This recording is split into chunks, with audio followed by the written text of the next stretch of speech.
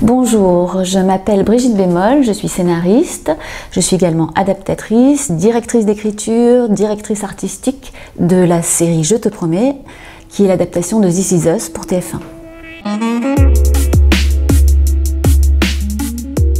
Alors, juste après le bac, j'ai fait des études de droit, j'ai fait une maîtrise de droit international privé et un master de droit des affaires. Et parallèlement à ça, en fait, je faisais beaucoup de danse classique. Moi, je voulais être danseuse classique, mais j'ai eu la chance qu'un ami de mon frère me voit un spectacle de danse et me propose de tourner pour un court-métrage de la Fémis. Ce que j'ai fait, en fait, j'en ai tourné plein et je suis devenue comédienne.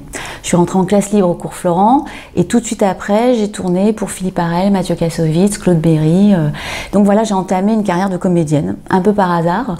Mais au bout d'une dizaine d'années, il me manquait quand même quelque chose qui était ce rêve que j'avais depuis toute petite sur les scènes de mes galas de danse, c'était de participer à raconter une histoire. Et j'ai eu la chance, après avoir tourné pour Frédéric Krivine, pour un téléfilm qu'il faisait, et pour avoir tourné avec Alexandre Castagnetti dans l'Incruste, qu'il me propose d'intégrer l'atelier d'écriture d'un village français, avec Frédéric Krivine, et de créer l'adaptation de la série Les Invincibles, qui était une série québécoise pour Arte, avec Alexandre Castagnetti. C'est comme ça que je suis devenue scénariste, et depuis, en fait, je n'ai jamais arrêté d'écrire, c'était à peu près il y a 12 ans. Et là, enfin, je faisais ce qui me complétait complètement, c'est-à-dire de vraiment participer à raconter des histoires.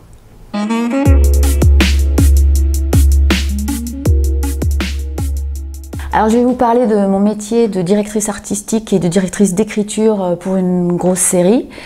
En fait, je vais utiliser mes compétences de scénariste, puisqu'en fait, je vais faire l'adaptation d'une œuvre. Ici, c'est une série américaine, très très connue, mais ça pourrait être aussi l'adaptation d'un livre très connu.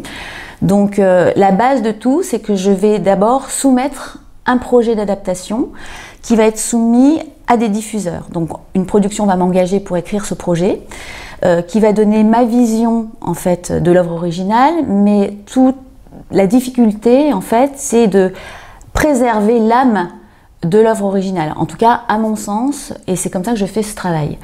La production donc me commande cette Bible qui fait à peu près 80-90 pages. Elle va être soumise à des diffuseurs et ensuite on va trouver un diffuseur. À partir de là, je vais organiser toute l'écriture. Moi je travaille avec un co-auteur qui est Julien Simonet.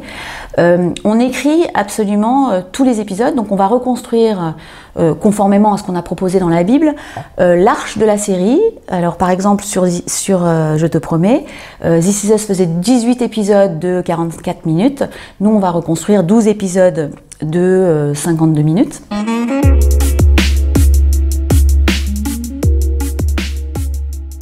Ensuite, donc je vais écrire d'abord ce qu'on appelle des synopsis de tous les épisodes qui vont cross-border toutes les storylines, et ensuite je vais écrire des séquenciers d'une vingtaine de pages que je vais soumettre aussi à des auteurs. Au milieu de ça, je vais engager des auteurs. On leur donne 20 pages avec un séquencier très détaillé de la construction de la scène, des principaux dialogues. Eux vont dialoguer une première version, on les fait retoucher, ils redialoguent un petit peu. À partir de là, c'est nous ensuite, après cette deuxième version qu'ils nous rendent, qui réécrivons tout, c'est-à-dire tout ce qui concerne après prendre en compte tout ce qui est les contraintes de production. Il y a encore des contraintes chaînes, mais il y a aussi toutes les contraintes de production, c'est-à-dire c'est trop long, ça va coûter trop cher, il y a trop de scènes, des décors qu'on ne peut pas avoir, et donc on va trouver toutes les solutions possibles pour faire en sorte que la série puisse se faire dans un cadre de production convenable pour le producteur. Donc ça veut dire que en fait, le directeur d'écriture doit prendre en compte non seulement une enveloppe et gérer cette enveloppe budgétaire d'écriture, et ensuite je dois rentrer toutes les contraintes. Mais comme je dis toujours, la contrainte est créative.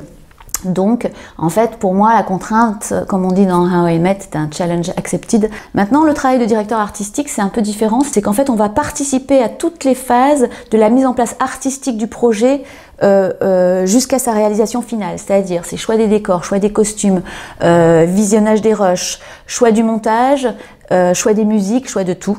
Voilà, et c'est participer à toutes ces décisions-là qui sont faites d'un commun accord avec la productrice et également les réalisateurs qui quand même ont une part importante en France, beaucoup plus qu'aux États-Unis, dans les choix artistiques.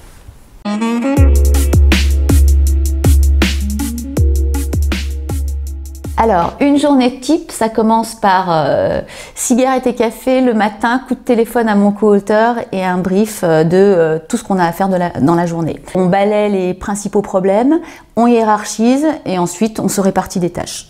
Une journée type peut aussi ressembler à beaucoup de réunions, c'est-à-dire des réunions alors actuellement essentiellement par Zoom depuis 1 an avec les co-auteurs qu'on a engagés pour faire les dialoguer, soit avec la chaîne pour avoir les retours chaîne, soit avec la production pour avoir les retours production. Alors les compétences, c'est organisation et créativité. Manfer dans gants de velours.